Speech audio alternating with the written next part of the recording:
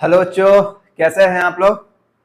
अच्छे होंगे, उम्मीद करता हूँ अच्छे होंगे, स्वस्थ होंगे, पढ़ रहे होंगे और सीख रहे होंगे। जैसा कि आप अभी तक इलेक्ट्रिसिटी पढ़ रहे हैं और आप चीज़ों को सीख रहे हैं। आपने बहुत सारे टॉपिक्स पढ़े हैं, सब कुछ समझ में आया आपको, सारे के सारे चीज़ आपने पढ़ा है। ये आज जो क्लासेस है, आज इलेक्ट्रिसिटी का सेकेंड लास्ट या फिर सेकेंड थर्ड क्लास है। मतलब इसके बाद 1 से 2 क्लास और होगा। एक क्लास केवल थ्योरी का होगा, कुछ चीजें हैं जो छूट गई हैं उनको बताना है। दूसरा कि अभी तक हमने क्या पढ़ा है उनके ऊपर बात होगी, ठीक है।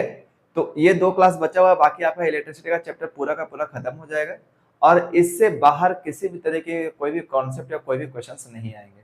बशर्ते कि आपको सारा न्यूमेरिकल सॉल्व करना है, सारा थ्योरी सॉल्व कर याद करना है। याद करना, मैंने बहुत चीजों को बहुत तोड़ तोड़ कर समझाया है, बहुत छोटे छोटे वीडियोज में, जैसा कि आधा घंटा 15 मिनट का वीडियो में मैंने आपको समझाया। आप उन सब चीजों को सही तरीके से समझें, पढ़ें और रिवाइज करते रहें और आगे बढ़ते रहें, अदरवाइज बहुत ज्यादा दिक्कत होने वाली है, ठीक है ना। तो हम लोग आगे बढ़ने से पहले, अगर कोई भी बच्चे मेरे इस चैनल पे नई पहली बार मुझे देख रहे हैं, मेरे चैनल को सब्सक्राइब जरूर कीजिएगा, वीडियो को लाइक जरूर कीजिएगा और दोस्तों में शेयर जरूर कीजिएगा। यहाँ पे हम लोग क्लास 10th को फिजिक्स, केमिस्ट्री और मैथ पढ़ा रहे हैं, जिसमें अभी हम लोग फिजिक्स का ये लाइट चैप्टर चल रहा है, ठीक है। सॉरी, इलेक्ट्रिसिटी का चैप्टर चल रहा है जो कि लास्ट चल रहा है, मतलब खत्म होने के कगार पे है। अगर आपको ये वीडियो पसंद आता है तो आप बाकी वीडियोज को देखिए, नोट्स बनाइए, सीखिए। इससे बाहर आपके एग्जाम में कुछ भी नहीं आने वाला है। मैं यहाँ पे थ्योरी प्लस आपका पीवाईक्यू इतना पढ़ाने वाला हूँ, थ्योरी और पीवाईक्यू पढ़ाने वाला हूँ। और जब एग्जाम नजदीक आएगा तो सारे सेट सॉल्व करवाऊंगा, सॉल्यूशन करवाऊंगा, उन सब चीजों को आप देखना और पढ़ना, ठीक है। आज जो मैं क्वेश्चन लेकर आया हूँ, ये 15 से 20 मिनट का जो क्लास होगा, ये आपके 4 मार्क्स को डिसाइड करेगा।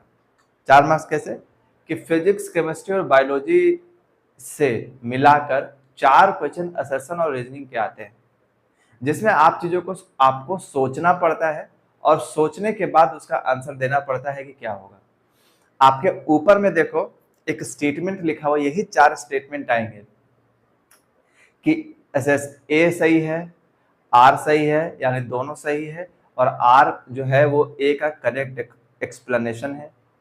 ए भी सही है, आर भी सही है, और R is not the correct explanation of A, ये होगा। या ए भी सही है, आर भी सही है, दोनों में कोई मैच नहीं। इसी तरीके के कुछ 4 ऑप्शंस बनते हैं, ठीक है। ये 4 ऑप्शंस बनते हैं और इस तरीके के साइंस में 4 क्वेश्चन आते हैं, 17, 18, 19 और 20। ये क्वेश्चन एक एक नंबर में आता है, 4 क्वेश्चन, जो मैंने क्वेश्चन का नंबर भी आपको बता दिया कि 17 नंबर, 18 नंबर, 19 नंबर और 20 नंबर में ये क्वेश्चन आते हैं। यानी 4 नंबर में एक मे भी इलेक्ट्रिसिटी का हो सकता है, ठीक है। तो आपको ध्यान देना है और समझना है कि क्या, किस तरीके से हमको आंसर देना है। तो आपके सामने अब हम लोग स्टार्ट करते हैं और इस वीडियो को ज्यादा लंबा ना करते हैं, क्योंकि 5 क्वेश्चंस बताने हैं। एक का फॉर्मेट ऊपर जो लिखा हुआ हमेशा रहेगा, क्वेश्चन इधर या इधर कहीं लिखा हुआ होगा, उसको पढ़ो और हम लोग अब उस पर आगे बढ़ते हैं। जैसे पहला क्वेश्चन क्या कहता है, पढ़िए, आपके सामने है, पढ़िए।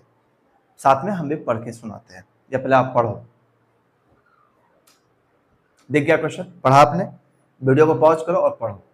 तो पहला क्वेश्चन कहता है कि when a number of resistance are connected side by side, then their combined resistance is less than the smallest individual resistance। ये है पहला असेसन। क्या कह रहा है कि when a number of resistance are connected side by side, then their combined resistance is less than the smallest individual resistance। दूसरा क्या कहता है कि connecting a number of resistance side by side provide additional path for the same current to flow, due to which the overall resistance decreases। देखो क्या कह रहा है, अब समझते हैं। क्वेश्चन यही कह रहा है, चलो बात करते हैं। आप याद करेंगे सीरीज कॉम्बिनेशन और पहले आप पढ़ लिए, आप एक बार ट्राई करो बनाने का, ठीक है। वीडियो को पॉज करो और ट्राई करो। चलो, मैंने सब समझ लिया कि आप वीडियो को पॉज किए होंगे और उसको आप बनाने की कोशिश कर रहे होंगे। आपसे बन गया तो बहुत अच्छी बात है। देखो, जब भी इस तरीके के क्वेश्चन सॉल्व करने होते हैं, तो इस तरीके के क्वेश्चन को सॉल्व करने के लिए सबसे पहले आपको सारे कॉन्सेप्ट का ज्ञान होना बहुत जरूरी है। अगर आपका कॉन्सेप्ट नहीं क्लियर है तो आप इस तरीके के क्वेश्चन को सॉल्व नहीं कर पाएंगे। आपसे क्वेश्चन क्या कह रहा है कि when a number of resistance are connected side by side कहने का मतलब पैरेलली, ठीक है ना, then their combined resistance is less than, कह रहा है कि जो आर इक्विवेलेंट, देखो यहाँ पे जब हम लोग सीरीज में कन्वर्ट करते हैं रेजिस्टेंस को, तो हम लोग के पास equivalent R1 plus R2 plus R3 आता है, ऐसे डॉट डॉट करते हुए आता है।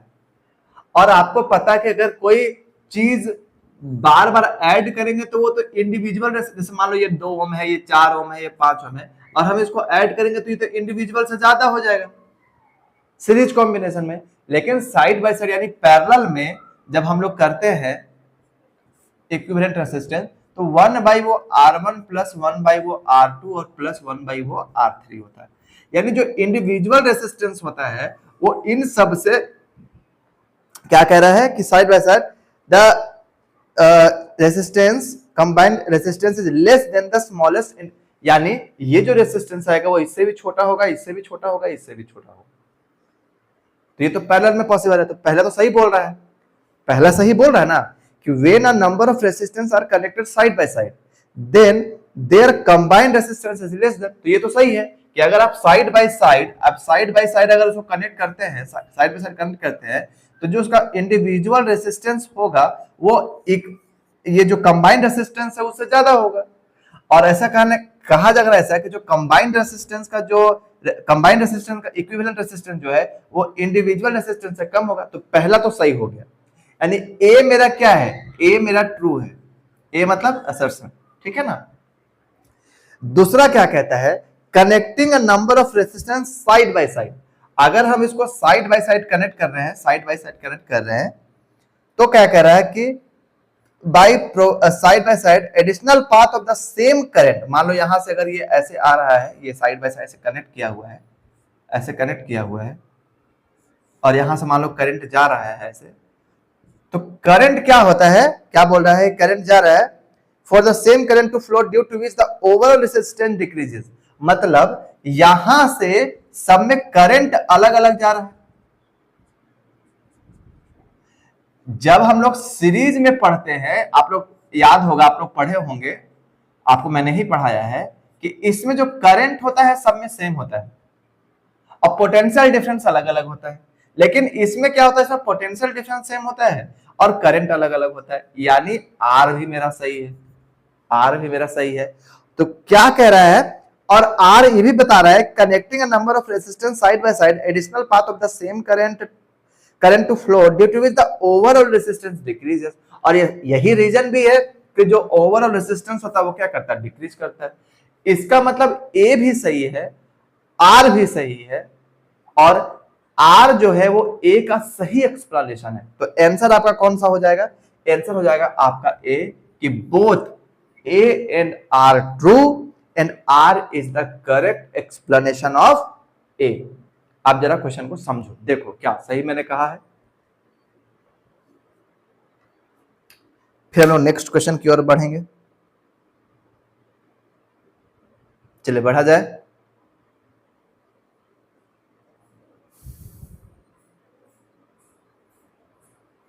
चलो देखते हैं।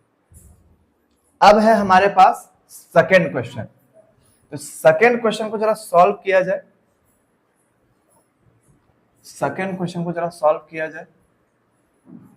चलिए पढ़िए सेकेंड क्वेश्चन को पढ़ो, वीडियो को पॉज करो और पढ़ना स्टार्ट करो। अब देखो तुमसे बन रहा है कि नहीं बन रहा है, समझो इस चीज को कि क्या हो रहा है क्या नहीं। ठीक है, क्या बोल रहा है सुनिए, पढ़ा जाए। आपने पढ़ा वीडियो पॉज करके, अब देखो मैं पढ़ रहा हूं। Nichrome alloy is used for making the heating element of electric appliances. एक नाइक्रोम, आपको जिसमें पढ़ाया था उसमें नाइक्रोम के बारे में बताया था। Nichrome alloy is used for making the heating element of electric appliances such as electric iron, toaster, kettle, room heaters, water geysers and hair dryers. ये कहा कि नाइक्रोम वायर हीटिंग एलिमेंट में यूज होता है। नाइक्रोम एलॉय इज यूज, हाँ ठीक है। Nichrome has a very low resistivity. Resistivity याद करोगे फॉर्मूला क्या होता है रेसिस्टिविटी का, R equal to rho L by A. ठीक है, और यहां से हमको रेसिस्टिविटी निकालना हो तो क्या बोलेंगे कि आर ए अपॉन एल, यही होता है रेसिस्टिविटी का फॉर्मूला। ठीक है, चलो क्या बोल रहा है आगे पढ़ो। तो nichrome alloy has a very low resistivity due to which the heating element made of nichrome produce a lot of heat on passing electric current। अब इस क्वेश्चन को बनाने की कोशिश करो कि क्या होगा इसका मतलब। मैं रुका हुआ हूं, आप ट्राई कीजिए बनाने का। चलो देखो, आप वीडियो को जब भी बनाना वीडियो को पॉज करना और उसको आगे बनाने की कोशिश करना। क्या कहता है कि nichrome alloy is used for making the heating element. एकदम सही बात है, नाइक्रोम का यूज हम लोग हीटिंग एलिमेंट में करते हैं। ठीक है, सच है, हाँ, इन सभी चीजों में element electric appliances such as electric iron, toaster, electric kettle, room heaters, water geyser and hair dryer. हाँ सर, करते तो है, यानी ए तो हमारा सही है। ए हमारा क्या है, ए सही है। असर्टन रीजन मेरा, असर्टन मेरा सही है, यानी असर्शन जो मेरा है वो सही है, ए सही है। नाइक्रोम आयर का, नाइक्रोम का हम लोग यूज करते हैं हीटिंग एलिमेंट में ताकि वो चीजों को गर्म कर सके, ये तो बात सही है। दूसरा क्या बोल रहा है कि nichrome alloy has a very low resistivity. गलत बात है, नाइक्रोम के पास लो रेसिस्टिविटी नहीं होता है, नाइक्रोम के पास बहुत ज्यादा हाई रेसिस्टिविटी होता है, जिसके कारण वो चीजें गलती नहीं है, डिफ्यूज बहुत कम होती है। ठीक है, और उसको गलने के लिए उसका मेल्टिंग पॉइंट होने के लिए बहुत ज्यादा मात्रा में हीट की रिक्वायरमेंट होती है, बहुत ज्यादा। ठीक है, तब वो जाके वो गलता है, मेल्ट होता है। ठीक, तो पहला ही गलत हो गया। दूसरा क्या बोलता है कि nichrome alloy has a very low resistivity due to which the heating element made of nichrome produce a lot of heat passing electric current. देखो, आप लोग नाइक्रोम के बारे में हम उस दिन पढ़ाए थे, जिस दिन नाइक्रोम में क्लास कर रहे थे, उस वो तो बता ही थे। इसमें आपको साफ साफ पता है कि नाइक्रोम का जो रेसिस्टिविटी होता है वो बहुत ज्यादा होता है, कम नहीं होता है। ठीक है, आपको ये भी पता है कि उसका मेल्टिंग पॉइंट बहुत ज्यादा होता है। तो ये तो पहला, दूसरा तो गलत हो गया। तो बोलेंगे सर ए इज ट्रू और आर इज फॉल्स।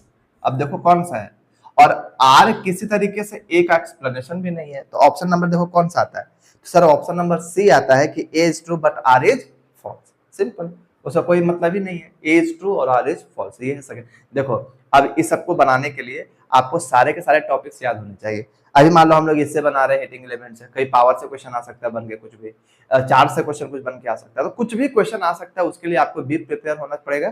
ठीक है, और मतलब आपको देखते ही सारे कॉन्सेप्ट दिमाग में होने चाहिए। अगर कॉन्सेप्ट जैसे अभी जो पहला क्वेश्चन था उसमें रेसिस्टेंस वाला क्वेश्चन था, आपको पता ही नहीं होगा कि रेसिस्टेंस पैरेलल में क्या होता है और क्या कहते हैं सीरीज में क्या होता है, तो उसका आप आंसर कैसे देंगे। इसलिए आपको थ्योरी इंपॉर्टेंट है कि याद होना चाहिए। थर्ड क्वेश्चन देखो, थर्ड क्वेश्चन बनाने की कोशिश करो, थर्ड क्वेश्चन चलो बनाने की कोशिश करो।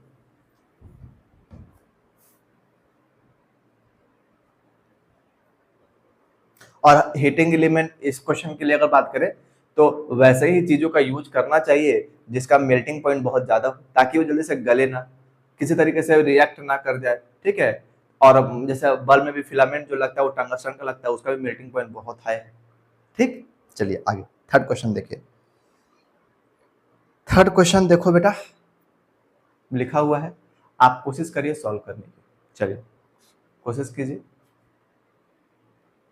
आपने पढ़ा, आप वीडियो पॉज किए, पढ़ने की कोशिश किए, आपसे बन गया होगा ऐसा मैं उम्मीद करता हूं।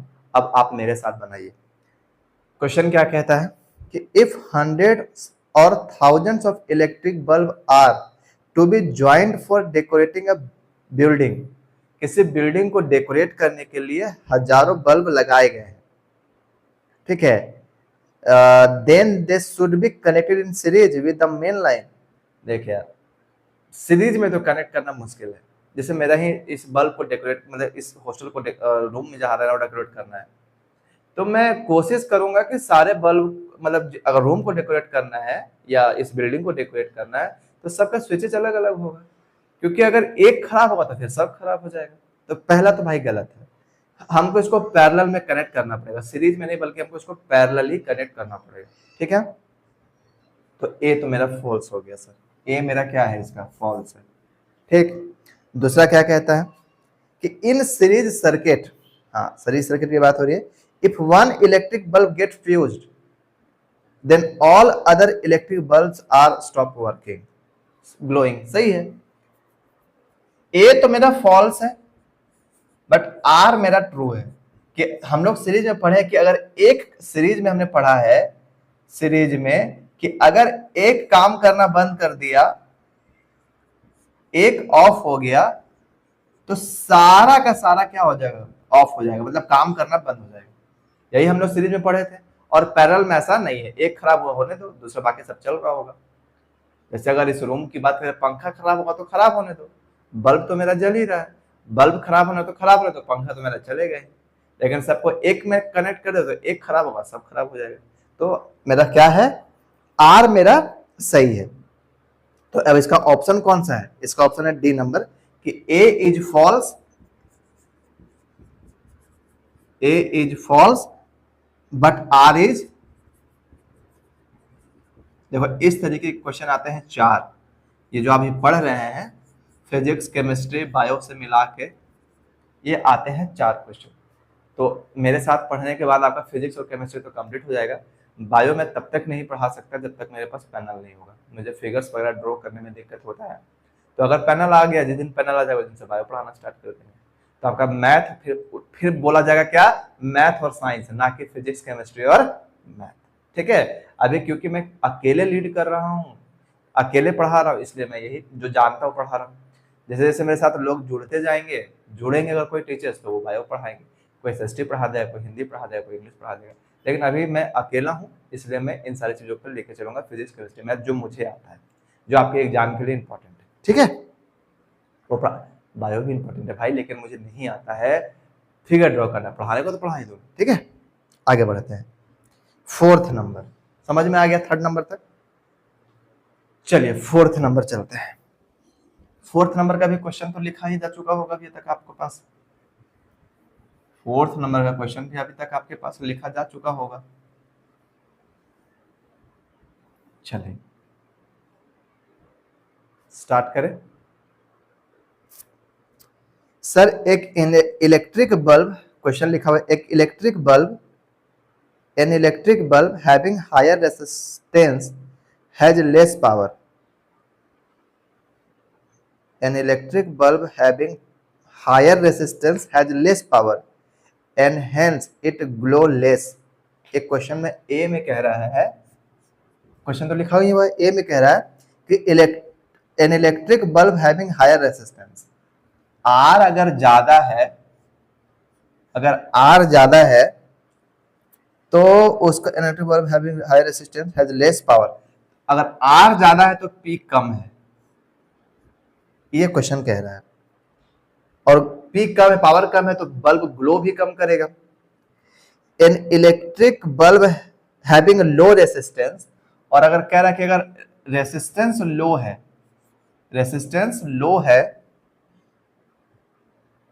रेसिस्टेंस लो है तो पावर ज्यादा होगा, और पावर ज्यादा है तो कोई बल्ब ग्लो भी करेगा। तो पावर का फॉर्मूला हमारे पास क्या क्या बेटा, देखो तो कि सर पावर का फॉर्मूला है वी आर, पावर का फॉर्मूला है वी स्क्वायर बाई आर, और पावर का फॉर्मूला है आई स्क्वायर आर।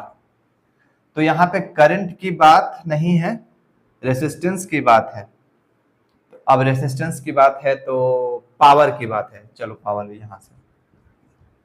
अब हमारे पास कह रहा है कि पावर, अगर रेसिस्टेंस, यहां पे देखो, यहां पे तो रेसिस्टेंस इंक्रीज होगा तो पावर भी इंक्रीज होगा इस फॉर्मूला के बेस पे, हाँ ना, और तो कुछ नहीं दिया हुआ है, नहीं, और तो ये फॉर्मूला तो यूज नहीं होगा,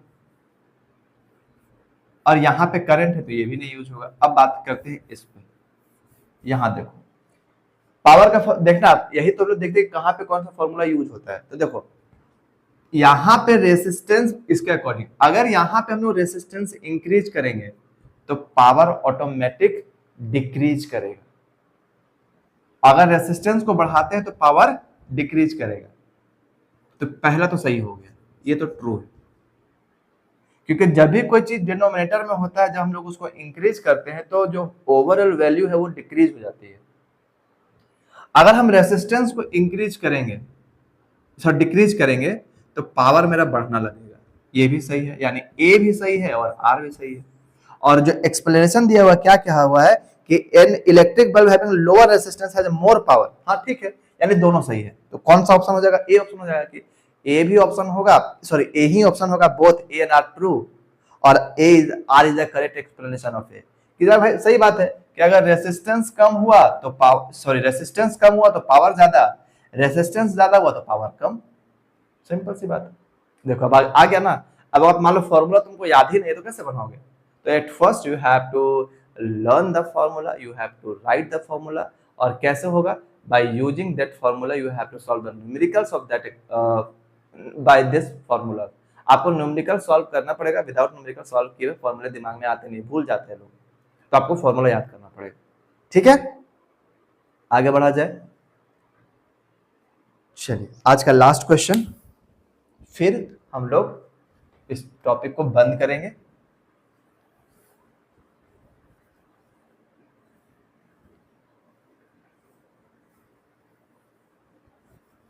चलिए बढ़ूं आगे।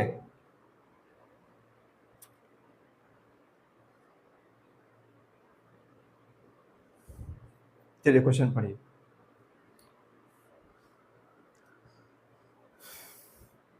पढ़ो, बनाने की कोशिश करो।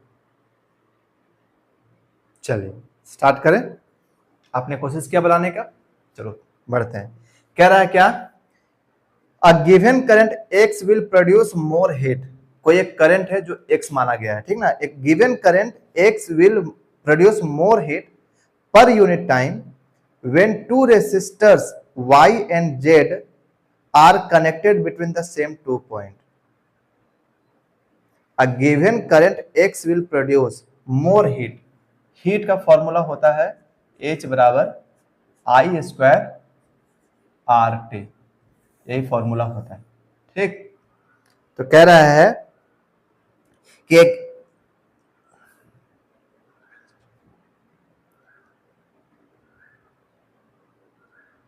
देखो यहां पे कह रहा है कि a given current X will produce more heat। ये हीट ज्यादा प्रोड्यूस होगा कब?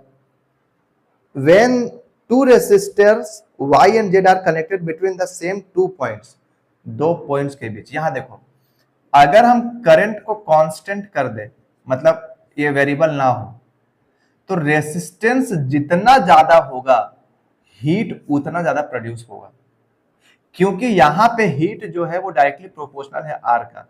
जैसे जैसे आर इंक्रीज होगा हीट भी इंक्रीज होगा, अगर इन सब में कोई चेंजेस नहीं होता है। तो सर पहला तो सही है, पहला सही है। पढ़ना फिर से समझो। A given current X will produce more heat per unit time when the two resistors Y and Z are connected between the same 2 points. कोई दो पॉइंट्स है, उसी के बीच कनेक्ट किया जा रहा है, मतलब सीरीज में कनेक्ट किया जा रहा है। और जैसे ही हम लोग ये बात करते हैं, कि कोई चीज अगर सीरीज में कनेक्ट हो रहा है, तो जो उसका इंडिविजुअल रेसिस्टेंस है वो, सॉरी उसका जो रेसिस्टेंस इक्विवेलेंट रेसिस्टेंस है वो इंडिविजुअल रेसिस्टेंस से जो इक्विवेलेंट रेसिस्टेंस है वो ज्यादा होगा। किससे? इन दोनों से। यानी हम ये कह सकते हैं कि R जो होगा वो R1 प्लस R2 होगा। यानी मेरे क्वेश्चन के अकॉर्डिंग ए तो मेरा सही है, ए मेरा क्या है? सही है। अब R देखते हैं। A given current X will produce more heat per unit time when two resistors Y and Z are connected into n conjugate।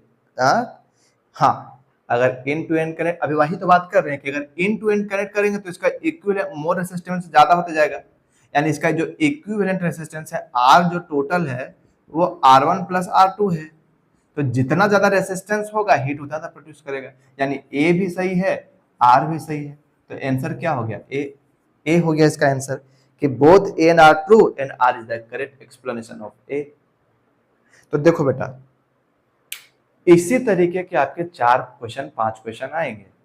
और मैं फिर से कह रहा हूँ, चाहे वो फिजिक्स से क्वेश्चन आए, चाहे वो केमिस्ट्री से क्वेश्चन आए, चाहे वो बायोलॉजी से क्वेश्चन आए, बायोलॉजी से क्वेश्चन आए, सभी में एक चीज कॉमन होगी, और वो पता है क्या? वो पता है क्या? और वो होगी कि अगर आपको थ्योरी नहीं पता तो you are not able to solve that question. Simple सा एक ही बात याद रखिएगा। तो for this, to solve this question, you have to remember all the concept, all the formula of related exercises or related chapters। अगर नहीं याद है तो नहीं बनेगा, ठीक है। आप, ये मेरा सेकंड लास्ट क्लास था, इसके बाद एक क्लास या 1.5 क्लास और लूंगा, एक या 1.5 क्लास कहने का मतलब 2 क्लास और लूंगा, और फिर इलेक्ट्रिसिटी आपका पूरा खत्म। आप कहेंगे कि सर आपने कहा था कि इलेक्ट्रिसिटी 15 से 16 क्लास में खत्म हो जाएगा, इतना दिन लग गया, तो लगभग उतना ही लगा है बेटा। आप वीडियोस देखेंगे तो कोई 15 मिनट का है, कोई आधा घंटा है, आधा घंटा से ज्यादा 35 मिनट का है, 35 मिनट ज्यादा कोई वीडियो ही नहीं है, ताकि आप बोर ना हो बैठने पर, क्योंकि मेरे पास पैनल्स तो है नहीं कि मैं इंटरेस्टिंग बनाऊं। जो है वो यही बोर्ड और पेपर का है, और आजकल तो टेक्नोलॉजी इतना आगे बढ़ा हुआ है कि लोग लगे हुए हैं, तो I don't have that technology. तो हम क्या कर रहे हैं कि आपको बस छोटे छोटे कॉन्सेप्ट को पढ़ा रहे हैं, और यही कॉन्सेप्ट के कारण अगर इसमें से अगर हम सब चीज को मर्ज कर दें तो मुश्किल से 3 घंटे का वीडियो बनेगा। कुछ पोर्शन काट के इधर से उधर से उधर से पढ़ाने का तो बनेगा। तो इसलिए आप आधा आधा घंटा बैठो, पढ़ो, इसके कारण मैंने ऐसा बनाया है। आप आधा घंटा साइंस में आधा घंटा देने के लिए कह रहे हैं हर दिन, आप इतना काफी है, बस चीजों को रिवाइज करते रहिए, ठीक है। अब यहाँ तक पहुंच गए होंगे तो वीडियो को लाइक जरूर कीजिए, चैनल को सब्सक्राइब जरूर कीजिए, दोस्तों में शेयर जरूर कीजिए, और हो सके तो लोगों को बताइए कि, और ये आपको मैं फिर से एक ही बात कह रहा हूँ कि यहाँ पे पूरा का पूरा सिलेबस पढ़ाया जा रहा है, पूरा syllabus, physics chemistry math word to word, जितना भी आपके एग्जाम में जिस तरीके से आएंगे। लास्ट में फिर मैं आपको PYQs भी कराऊंगा। और मैं एक बात मैं आपको कह दूं, कुछ टीचर्स को मैंने देखा यूट्यूब पे पढ़ाते हुए, वो एक्सरसाइजेस सॉल्व करवा रहे हैं NCERTs के, या अच्छी बात है, मैं भी कराऊंगा आने वाले समय में, तो कराऊंगा ही कि 1.1 2.2 ऐसा कुछ सॉल्व करा रहे हैं। मैं वैसे करा नहीं रहा फिलहाल, मैं आप लोगों को कॉन्सेप्ट पढ़ा रहा हूँ, और उन कॉन्सेप्ट के थ्रू जो क्वेश्चंस हो सकते हैं मैं उन सारे क्वेश्चनों को आपसे करा रहा हूँ। और इतना करने के बाद, चाहे वो NCERT का क्वेश्चन हो, चाहे वो RS अग्रवाल का क्वेश्चन हो, आप सारे क्वेश्चनों को सॉल्व करने के लिए कैपेबल है, बशर्ते जितना मैं पढ़ा रहा हूँ उन सबका नोट्स आपके पास होना चाहिए, ठीक है। मिलेंगे हम लोग नेक्स्ट वीडियो में। जय हिंद।